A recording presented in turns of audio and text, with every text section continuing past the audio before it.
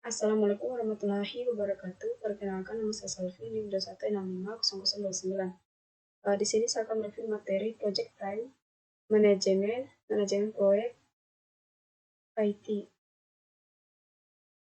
Pentingnya jadwal proyek.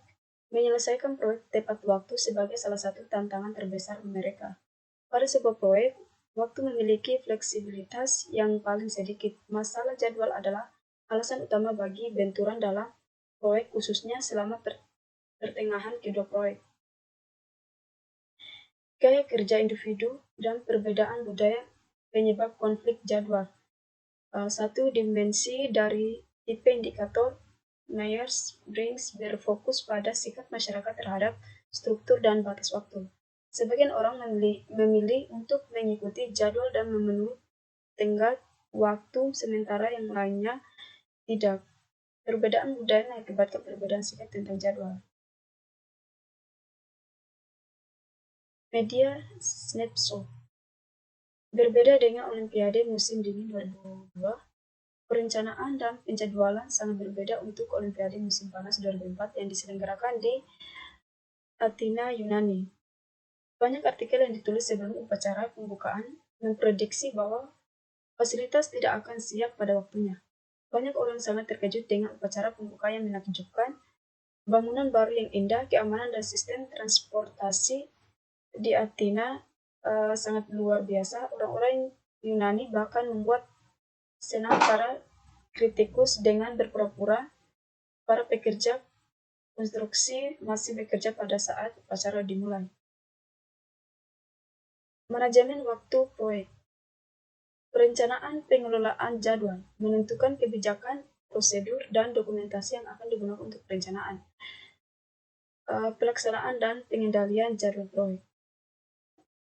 Untuk mendefinisikan kegiatan, mengidentifikasi kegiatan khusus bahwa anggota tim proyek dan stakeholder harus melakukan untuk menghasilkan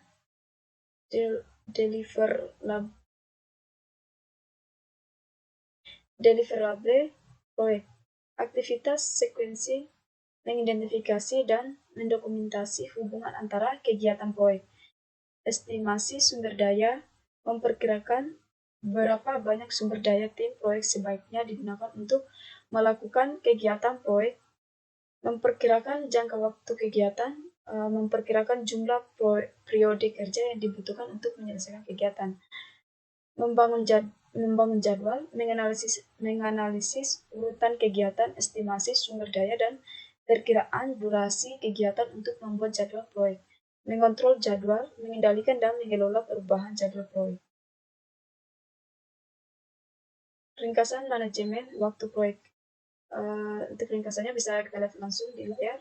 Ini ada planning, proses, plan, schedule management, output, schedule management plan, proses, define, activities, output, activity list, activity attributes, milestone list, project management plan updates, dan selanjutnya. Planning, schedule management. Di sini tim proyek menggunakan pertimbangan ahli, teknik analisis, dan rapat untuk mengembangkan rencana pengelolaan jadwal. Sebuah rencana pengelolaan jadwal meliputi pengembangan model jadwal proyek, metodologi penjadwalan, tingkat akurasi dan satuan ukuran, ambang batas kendali, aturan pengukuran kinerja, format pelaporan, deskripsi proses. Mendefinisikan aktivitas. Suatu aktivitas atau tugas adalah elemen kerja biasanya ditemukan pada WBS yang memiliki durasi, biaya, dan kebutuhan sumber daya yang diharapkan. Definisi aktivitas melibatkan pembuatan WBS yang lebih rinci beserta penjelasannya untuk memahami semua pekerjaan yang harus dilakukan sehingga kita dapat membuat perkiraan biaya dan durasi yang realistis. Daftar aktivitas dan atribut.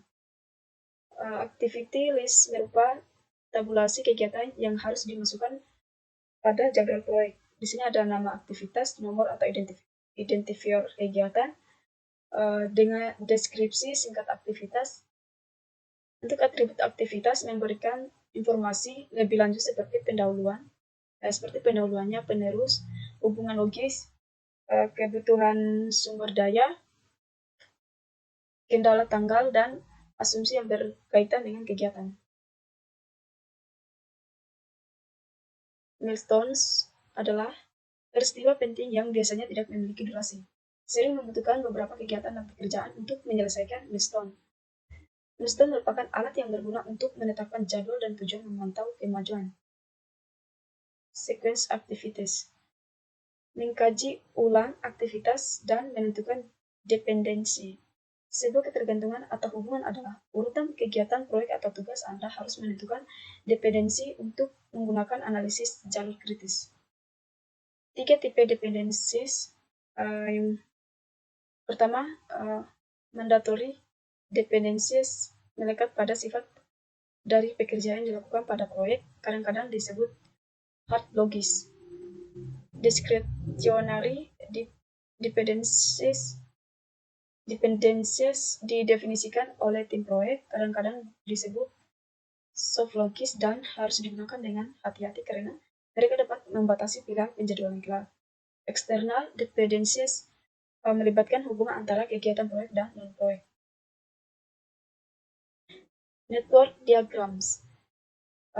Di sini adalah network diagrams adalah teknik yang lebih disukai untuk menunjukkan aktivitas sequence. Network diagrams adalah tampilan skematis dari relasi logis antara atau urutan aktivitas proyek. Network diagram proyek X. Untuk diagramnya kita bisa lihat sendiri pada layar. Arrow diagramming method atau DM seringkali disebut activity on arrow network diagrams. Aktivitas digambarkan dengan panah, nodes, atau lingkaran adalah awal dan titik akhir dari aktivitas. Hanya dapat menampilkan dependensi finish to start. Proses membuat diagram AOA, cari semua kegiatan yang dimulai dari node 1, gambarkan node finishnya dan tarik panah antara node 1 dan node berikutnya. Masukkan nama dan durasi estimasi kegiatan pada panah yang sesuai.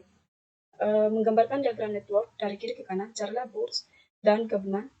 Burst terjadi ketika sebuah node tunggal diikuti oleh 2 atau lebih aktivitas. Sebuah penggabungan terjadi ketika 2 atau lebih node mengawali node tunggal. Lanjutkan menggambar network diagram proyek sampai semua aktivitas pada diagram memiliki dependensi. Sebagai aturan praktis, semua panah harus menghadapi ke arah kanan, dan sebaiknya tidak ada panah yang memotong network diagram AOA.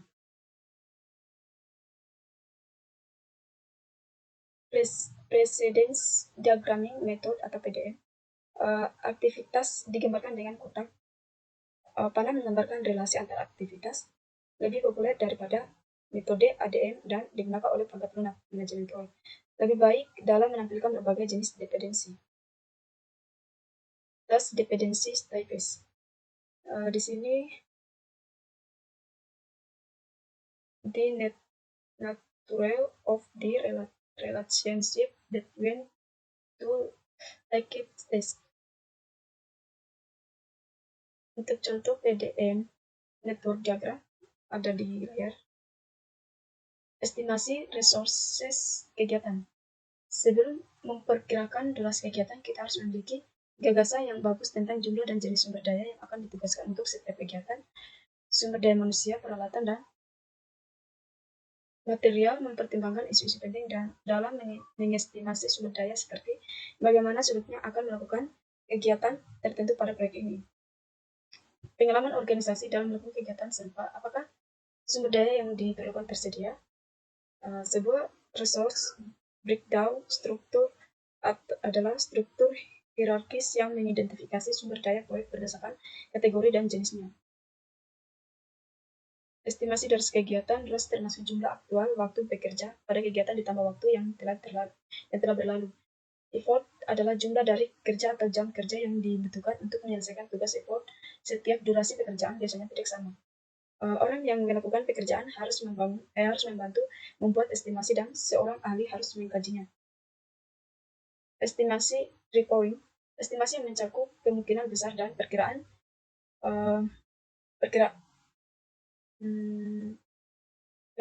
optimis seperti 3 minggu untuk optimis, 4 minggu untuk yang paling mungkin, dan 5 minggu untuk estimasi pesimis. 3-point estimatis diperlakukan untuk PERT dan simulasi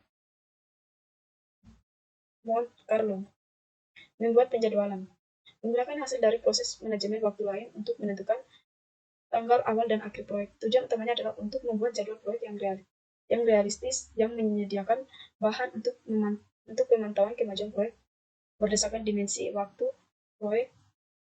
Tools dan teknik penting diantaranya adalah Gantt chart, analisis critical path, dan penjadwalan critical chain dan analisis path. Gantt chart menyediakan format standar untuk menampilkan informasi jadwal proyek dengan daftar kegiatan proyek yang berhubungan dengan tanggal dimulai dan diselesaikannya dalam format kalender. Simbol yang digunakan diamond hitam, sebuah milestones, batang hitam tebal, ringkasan task, batang tipis horizontal, durasi setiap tes, panah dependencies between tes. Ini gambar Gantt chart proyek peluncuran software. Menambahkan milestones pada Gantt chart. Banyak orang ingin fokus pada pencapaian milestone, terutama untuk proyek-proyek besar. Milestones menekankan peristiwa penting atau prestasi pada proyek. Secara normal, membuat milestones dengan cara memasukkan task berdurasi 0, atau kita dapat menandai setiap task sebagai tonggak. SMART kriteria. Milestones harus spesifik, measurable, assignable, realistis, time frame. Untuk contoh tracking Gantt chart seperti ini. Baik, itulah penjelasan dari saya. Lebih dan kurangnya mohon dimaafkan. Wassalamualaikum warahmatullahi wabarakatuh.